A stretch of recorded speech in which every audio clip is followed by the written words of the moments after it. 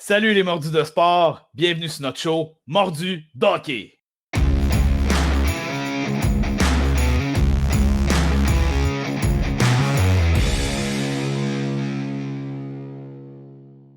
Bienvenue au Rocket de Laval, c'est la journée. Salut tout le monde, salut Julien. Yes.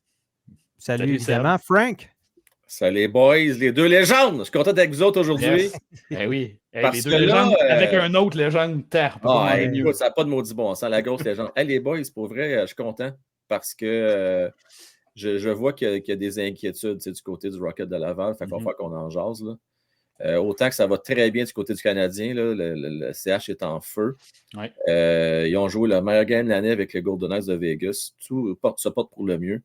On a fait les évaluations hier avec les membres. Jeudi soir. Mercredi soir, ouais. Ah, mercredi soir, tu as raison, ouais, c'est vrai. Moi, dans la notion du temps, c'est en 7. Mais non, on a fait ça mercredi soir, puis écoutez, c'était quasiment toutes des notes positives là, pour la majorité des joueurs. Les gars ont tous joué en haut des attentes ou selon les attentes qu'on avait en début de saison. Fait que, mais j'ai hâte de vous jaser du Rocket, les boys. Ben écoute, on a beaucoup de choses à jaser, même s'ils n'ont pas joué beaucoup. La dernière fois qu'on s'est parlé, je pense qu'ils ont joué juste deux matchs depuis. C'était juste deux matchs qu'on avait, oui. Ouais, parce que nous, on tourne le jeudi, évidemment, puis ils ont joué dans la fin de semaine. Donc là, écoutez, c'est plate, là, mais le Rocket est au dernier rang de la Ligue en ce moment. De la Ligue, pas de sa division. Là. Fait que ça va pas bien. Ça va pas bien au niveau des statistiques. Puis, tu sais, cette semaine, particulièrement, c'est quand même 3 défaites cuisantes. On se mentira pas, là. La première, le Rocket a mieux paru. On parle du match du 27 octobre, vendredi. Match de 7-4 contre les Americans de Rochester. Donc, quand même 4 buts qui ont été marqués dans cette partie-là. Si on va à la journée du lendemain, le 28 octobre, ils jouaient contre le Crunch de Syracuse et c'est un match de 5-0. On a été blanchis. Et ensuite, on va parler du match contre le Utica Comet qui était mercredi soir, donc le 1er novembre. Et c'est une défaite de 4-1 également. Donc, très peu d'offensives cette semaine pour ce qui est du Rocket et des bonnes, c'est ça, des bonnes gelées au niveau des buts accordés, on va dire ça comme ça. Ouais. Disons que c'était pas la semaine des gardiens de but, hein? Non, mais même la défensive, là, parce que j'ai regardé le match contre Utica, moi, personnellement, puis quand même, c'était pas... la défensive m'en arrachait, là, grandement. Ouais. Mais tu sais, les gars, honnêtement, je suis pas surpris, puis je vais vous expliquer pourquoi. C'est qu'on est jeune. Tu sais, individuellement, ils ont tous du talent. On était tous excités. On disait, Rocket, ça va être cœur cette année. C'était la première réaction qu'on a eue parce qu'on sait que là, finalement, les jeunes ont les Logan Mayo de ce monde, puis les Joshua Roy, puis il y a les jeunes qui commencent à faire leur place. Mais l'expérience, la Ligue américaine, c'est une ligue quand même forte, relevée. Puis on est habitué les dernières années à avoir des équipes avec de l'expérience de 26, 27, 28, 29 ans. Là, tu arrives avec des gars de 20, 21 qui n'ont pas autant de millage. Ça rentre dans l'équation, puis ça, sûrement, vous allez en parler, gardien de but. Ça, c'est un gros problème. Pensez pas dire ça, mais je suis sûr qu'à Laval, on s'ennuie de Primo présentement. Là. Vraiment. Autant qu'on n'est pas trop sûr à Montréal, ça va être quoi son avenir? Pendant combien de temps on va encore rouler à 3 gardiens? Là? Mais autant qu'on le prendra en maudit à Laval. Mais, on en parlait, même son mot balotage, je vais être réclamé d'après toi, Primo? Moi, je pense pas qu'il va rester. Là. Malheureusement, c'est exactement le genre de situation où on voit les gardiens changer de domicile. Montembeault, il y en a d'autres. Il y en a plein des gardiens de but, c'est ça qui arrive. C'est que la façon que c'est structuré, que les gardiens de but deviennent, dans le fond, obligatoirement disponibles au balotage après un certain nombre d'années, puis que c'est pas assez pour un gardien de but pour se développer. Mais on vient pris avec des situations comme ça. Tu as tellement raison. C'est ça le problème. Les gardiens, on le sait, c'est la position qui demande le plus de temps à se développer. Puis là, ils deviennent éligibles au balotage. C'est-à-dire être réclamés au balotage. Trop tôt. Fait que c'est ça qui est bien maudit. Tu développes les jeunes. On était patient avec Primo, là, c'est de développer. Oui. Il y a eu des hauts, des bas à Laval, mais on les prendrait CO en estique, là, je veux dire. Oui. Commence, là. Ouais, qu'est-ce qui se passe avec Dobus? Dis-moi un peu, là. Écoute, Dobesh, là, c'est exactement ce que tu as dit tantôt, c'est le manque d'expérience. Vraiment. Okay, ouais, il part de la NCAA, qui était lui le King of the World dans la NCAA à la fin. Puis là, il se ramasse dans une ligue qui est ultra compétitive avec des jeunes défenseurs, des jeunes attaquants qui font des revirements, qui font des jeux qu'ils ne devraient pas faire, évidemment. Puis ça fait en sorte que Dobesh, puis il n'est pas tout seul. Il y a Mann aussi qui fait Strassman, qui est son 1-2. Là. En ce moment, c'est un peu comme Allen puis Montembeau. Là, ils se séparent pas mal ça égal. Là, en ce moment. Okay. Dans ces deux-là, Strassman a quand même un bon bagage d'expérience. Il faisait partie de l'organisation des Sharks de San Jose avant. Fait que c'est quand même pas mauvais à ce niveau-là. Mais je veux juste revenir vite sur le point de Frank. Je pense que dans la Ligue nationale d'aujourd'hui, on a besoin de 4 goalers qui peuvent goaler des minutes dans la Ligue nationale. Hein. Puis là, avec le Canadien, présentement, on en a juste 3. Puis là, si on en laisse un descendre, on le perd. Puis on tombe à 2. Fait que, tu sais, je vais être bien honnête avec vous, quand on avait Casey DeSmith, au moins, on avait cette sécurité-là. Là, on a voulu y faire plaisir, on l'a échangé, sauf qu'on n'a plus cette sécurité-là d'avoir... Si on a une blessure à nos gardiens de but, puis que Primo, on l'a envoyé au balotage, puis qu'il s'est fait réclamer, on est royalement dans la merde. Fait que c'est là la problématique. C'est la seule raison pourquoi il n'a pas été envoyé à Laval, je pense, depuis le début de l'année. C'est que on voit le futur, là, puis on voit que les Canadiens sont trop blessés, maudite marde. Là. Fait que s'il y en a une qui arrive, on se ramasse vraiment dans de beaux draps. Là, puis je pense que Kent Hughes ne veut pas arriver là.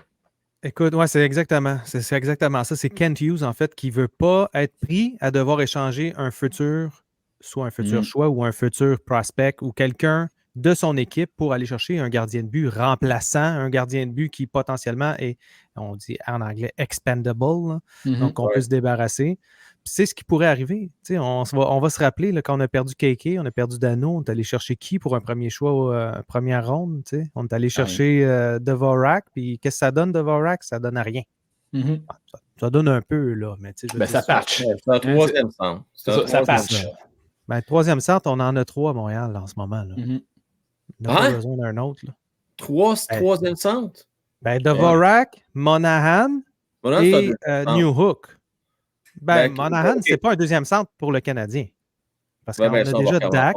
On va recommencer au début. OK. Vas-y, c'est toi l'expert. C'est toi l'expert de Montréal. Présentement, Newhook, premièrement, c'est pas un joueur de centre. Je suis désolé. On va l'enlever de l'équation. C'est pas un joueur de centre. C'est un allié, il nous l'a démontré. Là. Il n'y a pas le IQ, malheureusement, pour être au centre. Même toi, avec Slaffy et Josh Anderson, ça va pas bien pantoute. Les centres qu'on a à Montréal, je pense, légitimes, c'est Suzuki, le premier centre. Deuxième, Sean Monahan. Troisième, c'est Dvorak. Puis quatrième, c'est Jake Evans qui fait un super bon boulot début de l'année. C'est ça.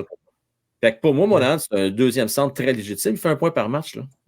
Oui, je suis d'accord avec toi à 100%. Mais là, je parle... On a Suzuki, Dak. Dak est blessé. Dak n'est pas encore là. Mais oui, Dak, il ne faut pas l'oublier. Il va revenir l'année prochaine. Là.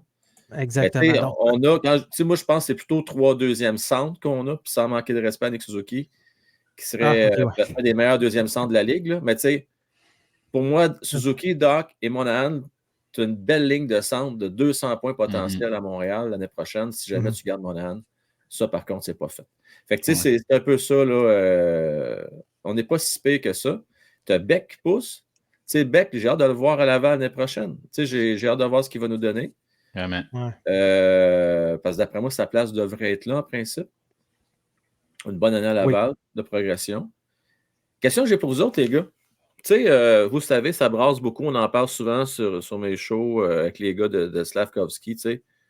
On est dur avec, mais tu sais, c'est pas mieux pour Josh Anderson. C'est pas bien mieux pour Alex Newhook sur le trio aussi. Ce que j'ai vous demander, ça va pas bien à Laval présentement. C'est un bon environnement pour Slaffy pour gagner confiance de l'envoyer à Laval dans une cause qui est perdante? C'est exactement ça, en fait, que moi, ce qui me fait peur, c'est en ce moment, le Rocket ne gagne pas. Quand tu es dans un environnement où tu ne gagnes pas, l'atmosphère est pesante. L'atmosphère est à la... Tu sais, les joueurs de hockey sont quand même... ils ont de l'ego, ils veulent gagner, tu sais. Puis quand tu ne gagnes pas, ben, qu'est-ce qui arrive? C'est que tu ne penses pas aux plus jeunes qui, eux, sont en développement. Tu penses à toi-même avant toute chose, c'est-à-dire gagner.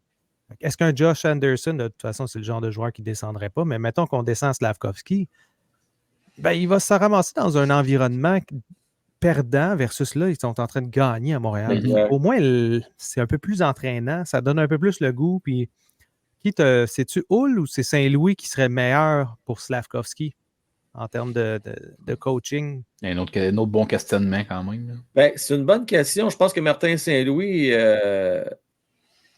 peut être très bon pour lui, mais en même temps, tu sais, pas sûr que j'ai le temps de faire bien du babysitting. Puis la manière qu'il parle, c'est un conseil, puis on travaille là-dessus.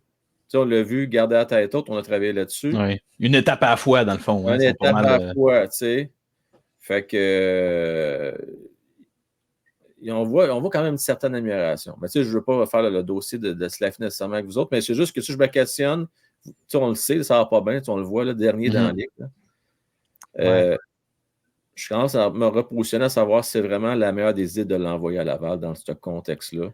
Ça n'arrivera pas, Frank. Je vais torcher à Laval de toute façon.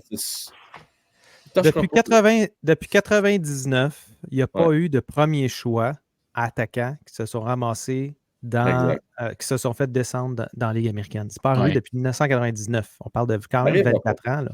Ça arrivera pas. C'est fini ce temps-là. Là. Malheureusement, comment ça marche la Ligue nationale maintenant, c'est les jeunes qui doivent prouver et ils se font donner les chances pour le prouver et non pas tu commences en arrière puis tu vas te prouver. Ouais. Je ne sais pas si ça fait du sens, qu'est-ce que je viens de dire. Oui. Mais c'est comme n'importe quelle hiérarchie, là, dans n'importe quel travail. Là. Habituellement, tu commences en bas puis tu gagnes des galons. Dans les cas des premiers choix, je pense, depuis justement là, 1996, t'as dit, c'est ça? 99, ben c'est ça, tu sais. Fait que, écoute, là, depuis ce temps-là, ben non, les premiers choix, principalement, ils ont souvent l'occasion de prendre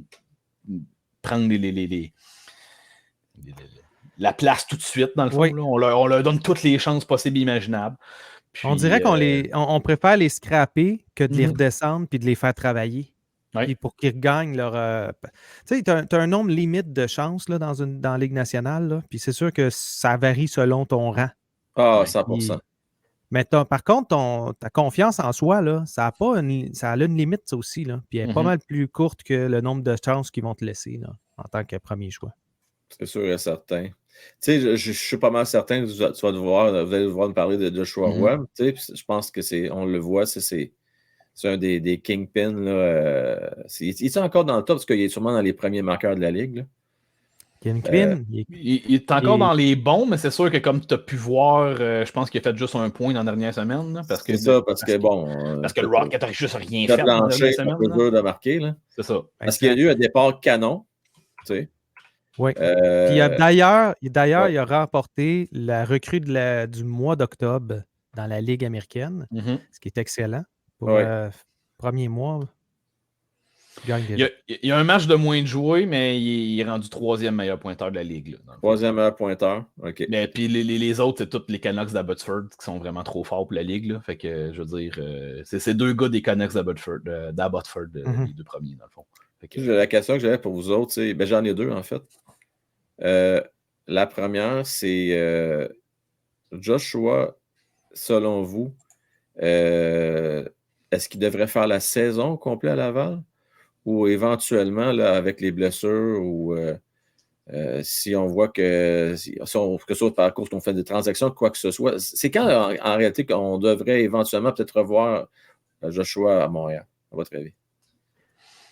Julien, tu avais une bonne opinion là-dessus la semaine passée, je pense. Ben écoute, moi, Joshua Roy, personnellement, c'est quand on va être capable de le mettre sur la première ligne qu'on va pouvoir le montrer. Toi, c'est vraiment, ça passe par la première ligne. Hein? Ben, la deuxième à la limite, là, mais en ce moment, la deuxième est complètement à chier chez le Canadien. Là, fait que je veux dire, je veux pas le voir là.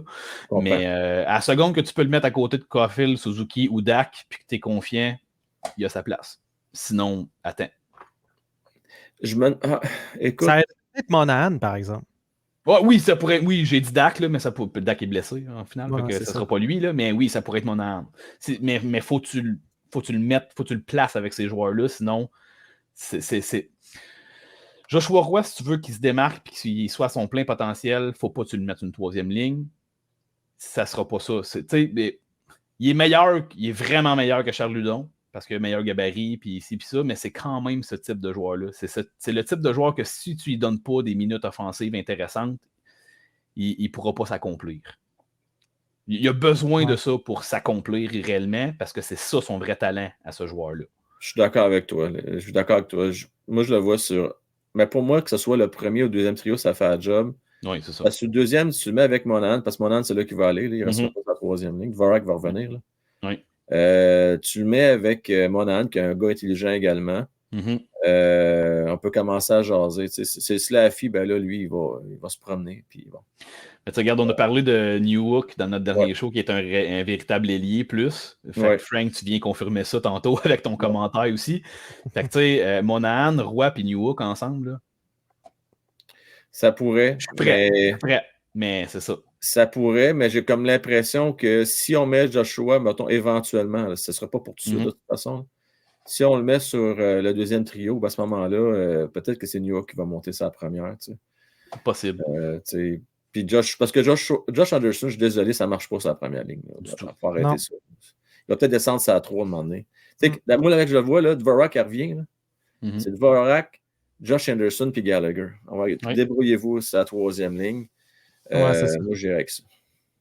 Ben, ça fait bien du sens, je pense, Frank, ça, honnêtement. Ce qui est un peu le problème en ce moment, c'est que la première ligne, on a Caulfield qui joue techniquement à droite. Ouais. Puis là, ce qu'on a comme allié gauche, c'est Slavkovski, Newhook. Slav, on ne veut pas le monter à la première ligne. Puis Newhook, on ne veut pas le mettre non plus avec eux autres parce que s'il se ramasse à la première ligne, on s'entend que c'est un peu petit. Là. Ça ne fera pas la plus grosse ligne. Peut-être que ça va être rapide. Mais en même temps, RHP, il n'est pas le plus gros. Puis bon. Non plus. Ouais. Vous allez me dire que ce n'est pas très concluant, là, mais Joshua Roy, Colin, en tout cas, pour venir à lui, il pourrait faire une grosse différence, je pense, à Montréal. Puis j'ai hâte de le voir. Franchement, c'est un des joueurs les plus talentueux qu'on a vraiment dans l'organisation. En tout cas, là, je fais abstraction de Lane Hudson, là, qui est dans une autre catégorie, mais Joshua Roy est vraiment quelque chose. Ben écoute, c'est sûr que là, ce qui est le fun d'avoir, c'est qu'il y a un petit creux de vague en ce moment. Là. Comment il va sortir de ce creux de vague-là va déterminer son avenir. S'il va aller rapidement à Montréal ou s'ils vont le garder en bas encore un peu plus longtemps. Ouais, ça peut jouer. Si je peux quand même renchérir un petit peu, si on regarde au niveau statistique là, des matchs de la semaine qui ont été médiocres, là, pas offensivement pour la majorité, il va quand même chercher, c'est lui qui va chercher le plus de lancers au filet, pratiquement dans tous les matchs. Fait il est quand même impliqué dans tous les jeux excitants offensivement, même si on ne capitalise pas, dans le fond. Il est quand même impliqué dans quasiment 80% des jeux offensifs du Rocket. Là. Fait que, est-ce que ça n'a pas... J'ai 6 shots au filet ici, une pause pour la partie. Là, celle-là, ça a été rough, la 5-0 contre Syracuse, mais 2 shots au filet quand même pour lui. Puis l'autre qui en a le plus, c'est Brandon Gignac. Fait que en tout cas, puis dans le match contre le Utica Comet, il y a quand même un autre 5 lancés au filet. Excusez, je ne regarde pas de bon côté. Un autre 5 lancés au filet. Fait que tu sais, il est souvent sur la patinoire pour des buts adverses, à 5 contre 5, mais je pense que ça fait aussi avec le fait qu'il y a beaucoup de temps de glace, puis que la défensive est vraiment poreuse. Ouais. Faut pas l'oublier, là, mais la défensive du Rocket présentement est extrêmement poreuse.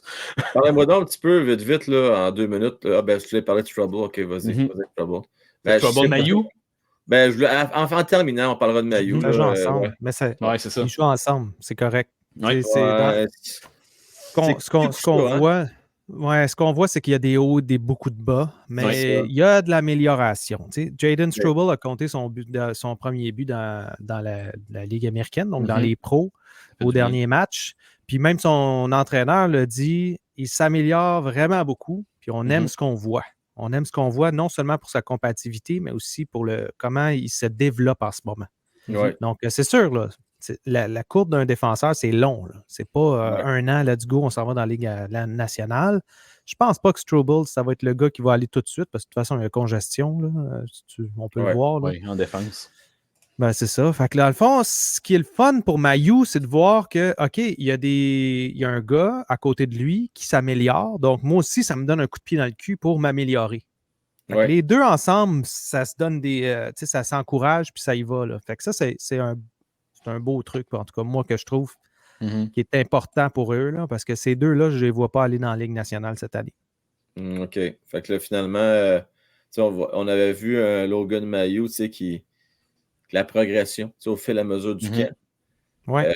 On l'a vu s'améliorer, mais à Laval, ça ne s'est pas poursuivi dans le sens qu'il y a peut-être une petite baisse de régime ou. Son jeu défensif est un peu meilleur, par contre. OK.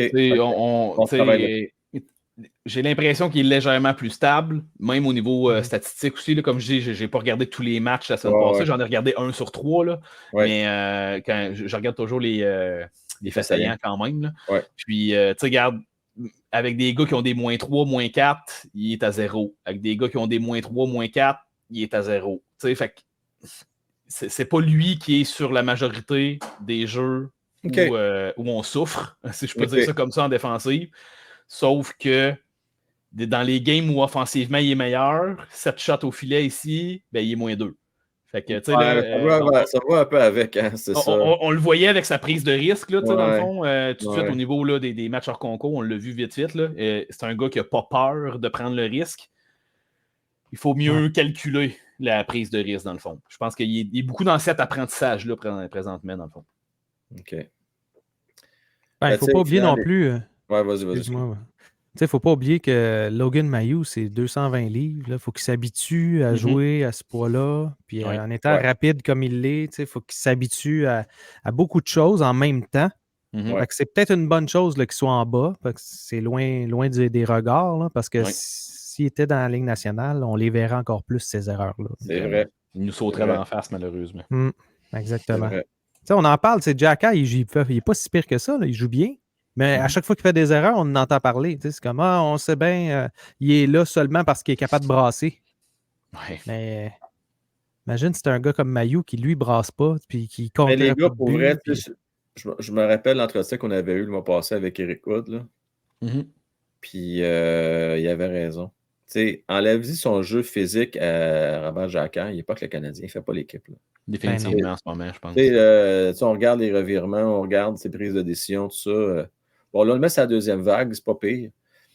Il a sa place avec le Canadien parce qu'il amène un élément de robustesse qu'on a besoin.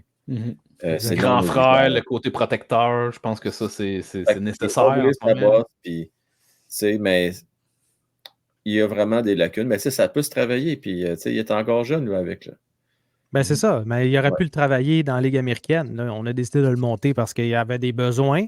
Il ne devrait pas avoir, en fait. Là. Ça ne devrait pas avoir lieu, ces besoins-là. Ils devraient déjà être comblés par des joueurs plus vieux. Là, on s'entend. Mais c'est pas ça qu'on a à Montréal. Donc, à ce moment-là, qu'est-ce qui reste? Ben, on amène Struble, Mailloux, Norlinder en bas, puis on les laisse en bas. Même si c'est des joueurs qui sont à caractère un peu plus offensif, si on veut, là, qu'un... En tout cas, peut-être pas Struble, là, mais dans le fond, Struble, en ce moment, il y a un but, 3 passes. Là, c'est lui qui mène tous les défenseurs. Non, au final, là, oui. Ouais, c'est ça. Donc, c'est quand même bien. Là. Mais une affaire qui est vraiment positif, là, on va y aller avec le positif. Elias Anderson, il est en train de démontrer que c'est lui le leader du club. Ben ça, c'est une bonne nouvelle, ça. Belle surprise quand même. Il accepte son sort, tu sais. Lui, il veut pas avoir des. Hein? Il est content d'être là. Ouais. Non, mais c'est ça, parce que, tu sais, il veut pas. Il devait quand même avoir espoir de faire le grand club, lui, quand on était le chercher. Puis, ben, je suis content. C'est une bonne nouvelle. On a besoin quand même de vétérans. Parce que, comme je disais tantôt, c'est une équipe jeune à Laval. Fait que, tant mieux s'il accepte son rôle. Puis, on aime ça. C'est peut-être, justement, c'est le genre de gars qui pourrait être rappelé éventuellement, lui. Par le grand club, là. Ça, c'est clair. C'est plus facile. En fait, ça devrait être un des premiers rappelés, justement, parce qu'il y a déjà de l'expérience. Oui. Ligue nationale aussi. Puis, on l'a vu avec Lidstrom, on l'a vu avec Armia, ils ont performé. Puis, j'ai l'impression que si on a besoin, même si on a besoin d'avoir quelqu'un pour combler un spot offensif, ça va être bien plus à Elias Anderson qu'on va faire appel qu'à Joshua Roy présentement. Même si nous, on aimerait voir Roy, j'ai vraiment l'impression que c'est Elias Anderson qui va avoir ce spot-là le premier. Je serais très, très étonné qu'il soit appelé avant les fêtes. ça va aller après Noël si jamais on rappelle Joshua Roy. J'ai bien l'impression. À moins qu'il y ait l'hécatombe encore, plein de blessés qu'on ne souhaite pas. Là. Non. Ou à moins qu'il soit rendu à 40 points à 20 fights là, aussi, peut-être. Là. Ça pourrait influencer, là, mais bon, là, c'est ça. Même encore. Même encore. Tu sais, tu vas tasser qui? Tu vas tasser Gary, tu vas tasser Josh Anderson. Tu sais, c'est plate à dire, mais RHP, mais RHP, tu vas pas le perdre. Tu as un contrat two-way, un one-way. Un casse-tête de vétéran à Montréal en ce moment, hein, Frank, quand même. Ouais. Mais je sais pas, RHP, peut-être qu'il peut être retourné quand même s'il y a un contrat vétéran. Ah ouais, ça sera validé, hein? Je me demande. Mais là, je pense qu'il n'y aurait pas le choix de passer au balotage, ça, c'est sûr, par contre. Là. On est sûr? C'est ça, c'est borderline, hein? C'est parce que c'est pas nécessairement rapport avec le contrat, mais plutôt avec son âge. Ouais, c'est l'âge de match. Je pense qu'il est éligible à être réclamé, je ne me trompe pas. Regardez. Parce que il y a un départ correct sans plus. C'est pas que l'effort n'est pas là, mais il pourrait nous en donner un petit peu plus à RHP. Là. Mm-hmm. Ben, je pense qu'il ne correspond pas nécessairement aux attentes présentement. C'est ça. Avec le fin de saison, nos attentes, ils ont step up un petit peu. Là. Il a ses chances. Il est là. Il joue sa première ligne le plus souvent qu'autrement. OK, donc ceux qui peuvent descendre, donc qui sont éligibles. Oui, qui ne se feront pas réclamer, ben, qui n'ont pas de risque, en fait. Moi, c'est ça, dans le fond, c'est un gars, évidemment, Juraj Slavkovski, il a le droit de descendre. Oui. Harvey Pinard, il peut descendre aussi. OK. Je pensais que lui, là, qui serait à sa place, je serais juste un petit peu nerveux. Là, dans le sens qu'il ne faut pas qu'il s'assied trop sur son contrat de 2 ans qu'il a signé avec le Canadien. Là. Non, exact. Mais là, ce qui me fait hésiter avec ça, là, les remonter et descendre les gars, là, c'est beaucoup. On a 3 goalers. Là, ça n'arrive pas tout le temps. Puis 3 goalers, ça prend une place là, sur les attaquants ou défenseurs qu'on veut monter. C'est sûr. Ouais. Ça vient engorger un peu là, au niveau de la défense-attaque à ce niveau-là. Est-ce que tu penses qu'il va y avoir un échange potentiellement avant Noël au niveau des gardiens? La date, je vais la conserver. Là, je vais rester conséquent. Là.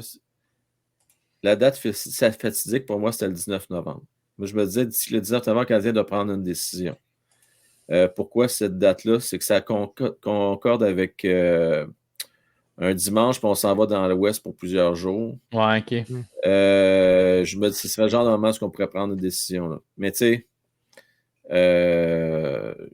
c'est parce qu'on veut repousser le problème. Moi, j'ai juste peur, les gars, finir sur ce point-là. J'ai peur que Montembeault soit peut-être pas d'implant pour l'année prochaine, qu'on essaie peut-être de le transiger, puis qu'on veut garder Primo pour backer Allen.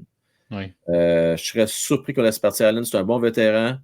C'est déjà mince sa position de gardien de but. Quel message tu envoies à tes coéquipiers si tu retournes en arrière de 2 ans avec un tandem Montembeault, Primo? On a vu ce que ça avait donné. Ça a été le bordel. On veut surtout pas aller là. Allen, les gars, on le garde. Je sais que tu penses qu'on peut avoir un choix de deuxième ronde pour tout ça. Là. Non. On garde Allen, c'est un bon vétéran jusqu'à la fin de son contrat. Je pense que ton point est parfait, Frank, dans le sens où j'ai l'impression que quand Kent Hughes discute de ses goalers avec les autres DG, le gardien de but qui a le plus de valeur, c'est Montembeault. Mais c'est sûr. Fait que c'est lui qui va transiger parce que c'est lui qui va aller chercher le plus pour. L'équipe va aller le chercher, va vouloir aussi s'assurer de pouvoir donner un contrat. D'après moi, c'est pas une obligation. On est dans la fenêtre qui peuvent faire ça encore. C'est ça. J'ai l'impression. Sauf que la seule petite bémol, moi, je suis une autre équipe, par contre, l'échantillon est encore petit dans le cas de Montembeault. Il n'y a pas un gros échantillon, mais ils peuvent avoir intéressant. Tu sais, imagine un Calgary ou des équipes qui ont déjà leur premier gardien établi, là, même Nashville, entre autres. Là. Eux autres sont pris Nashville avec Saros et avec Askarov, qui ont dû descendre dans la Ligue américaine justement parce qu'il n'y a pas de place pour lui. Donc, de s'assurer d'avoir, OK, ben lui, c'est mon premier, puis regarde, Montembeault, on le prend, ça va être notre deuxième. C'est un rôle assuré de deuxième et non pas un rôle potentiellement premier. Là. Askarov, ça fait penser un peu, là. Bon, je ne sais pas que. Je ne veux pas nécessairement comparer les deux styles de gardien de but. Vaucoun, vous rappelez-vous, à l'époque, ça date de longtemps que le Canadien.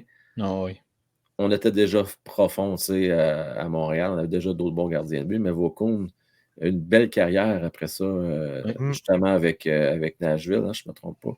Oui. Fait que c'était un bon premier gardien de but. Bon, c'était pas dans l'élite, là, mais c'était quand même un bon gardien. Il y a quand même eu un 3, 4, 5 ans solide, là. Beaucoup. Même avec les Panthers. Askarov, ça pourrait être ce genre-là. À un moment donné, tu n'auras pas le choix de faire quelque chose parce que c'est Saros qui est là. Fait qu'oublie ça, là. Je sais pas qu'on dit Saros ou Saroche. Méchante bonne question. C'est parce qu'il y en a qui prononcent Osh un peu. Ça se peut. Saroche. Peu importe, on sait de qui qu'on parle. Fait que, quand tu as un des 5-6 meilleurs gardiens de but de la Ligue, là, puis tu as Askarov qui va peut-être être un des 10-12 meilleurs gardiens éventuellement. Colin, hein? C'est ça. Ça a une grosse valeur. Puis, tu sais, c'est bon d'avoir une hiérarchie établie, de savoir qui est le premier, qui est le deuxième, pour que justement, ils savent leur rôle. Puis, longtemps, tu sais, on savait pas Primo, mais Carey Price, c'était le premier. Puis, le deuxième, c'était Allen ou peu importe qui était en arrière de lui. Tu sais. On s'entend que c'est ce qui fait en sorte que ça te permet, après ça, de décider tes prochains moves pour tes jeunes joueurs. Tu sais, des Fowler, Dobish qui s'en viennent. Là, en ce moment, tu peux pas vraiment faire de move ou tu peux pas vraiment, là, on s'entend pas monter Dobish, mais tu peux pas vraiment, comme tu dis, te débarrasser de Primo parce que, crime, si tu te débarrasses de Primo, là, tu te ramasses avec Allen, Montembeault. Montembeault, tu veux-tu vraiment... Il y a des choses qui fonctionnent pas bien dans ce temps-là. Là, quand il y a trop de... Quand ils sont trop proches l'un et l'autre. Ouais, mais en même temps, être on the edge, c'est pas de mauvaise chose. Puis je regarde les performances d'Allen, les performances de Montembeault contre les Golden Knights de Vegas. Le petit Primo veut pas, ça joue un petit peu dans la tête, tu sais. Puis ça fait en sorte que là, Primo, au moment où on se parle, doit avoir joué le match, là, en tout cas, il serait censé avoir le départ. Là. Fait que selon toute logique. Ouais, fait qu'on pourra juger la logique qu'on a à Montréal, là, c'est ça, dans le contexte. Depuis le début de l'année, là, bon, c'est ça. Ouais, puis c'est la logique aussi qu'on donne le départ à Saint-Louis, à Jake Allen aussi, qui va aller rejouer contre son ancienne équipe. Ouais. C'est plus facile à faire passer la pilule en même temps, tu sais. Exact. Ben, écoute, ça fait le tour en tout cas du Rocket cette semaine. Bon, la seule chose peut-être un petit peu plus triste qui est arrivée avec le décès d'Adam Johnson, ça l'a affecté des Elias Anderson, Nathan Légaré. Ces deux gars-là ont joué avec, ils ont rencontré ce gars-là plusieurs. Donc, ils ont fait une belle démonstration avec tout le monde se sont mis alentour de la glace là, au centre de la patinoire avec l'autre équipe pour honorer ce joueur-là. Même Elias Anderson a décidé que son petit frère, en fait, lui, il a pleuré. Là. Il a pleuré après, puis il a dit de mettre son protège-cou. Donc là, j'ai l'impression que la Ligue américaine on risque de voir ce genre de move-là, là, des joueurs qui vont embrasser le protège-cou. Oui. Ben, je pense qu'avec la technologie qu'on a aujourd'hui, le Kevlar puis tout ça, on est en mesure d'avoir des trucs là, qui vont bien paraître. Les gars vont être stylés pareil. Il n'y aura pas besoin de faire leur fine vedette là, de look. C'est ça. Il y a un moyen de faire quelque chose. Mettez des belles couleurs, mettez des flaflas, mettez des Goldorak, des Pokémon dessus, puis ça va être bien correct. Hein, mon Julien? C'est ça va toujours bien pareil. C'est bon. Exact. Bon, ben écoute, c'est la fin. Merci beaucoup, Frank, d'être venu nous voir, d'avoir pris 2 minutes. C'est une maudite belle job, pour vrai. Vous gagnez à être découvert, puis j'encourage tout le monde à s'abonner, hein, si ce n'est pas déjà fait. Likez, surtout partager. On néglige ça, la petite flèche, le partager. Ben oui, parlez-en à vos amis, dans le fond. Là, je veux dire, moi, je le vends souvent, c'est la communauté qui est hâte. Ce qu'on a créé, ce que tu as réussi à créer, Frank, puis ce qu'on essaie de poursuivre de notre côté avec ta collaboration, c'est ça. Le but, c'est de vous offrir une communauté où on va pouvoir discuter, échanger nos idées de hockey dans le respect. On n'est pas en train de se bâcher dessus. Puis quand il y en a un qui bâche un autre, ben, il se le fait dire. Ah, j'ai pas vu ça pendant tout. Puis je trouve c'est l'avenir, là. Dans le sens que le Rocket, les espoirs, les gars que vous nous parlez, ça, c'est le Canadien de demain. Fait que, puis c'est vraiment super intéressant comme contenu. Merci à vous deux, les gars. Yes, merci. Salut tout le monde. Salut. On like. Bonne journée. Bye bye.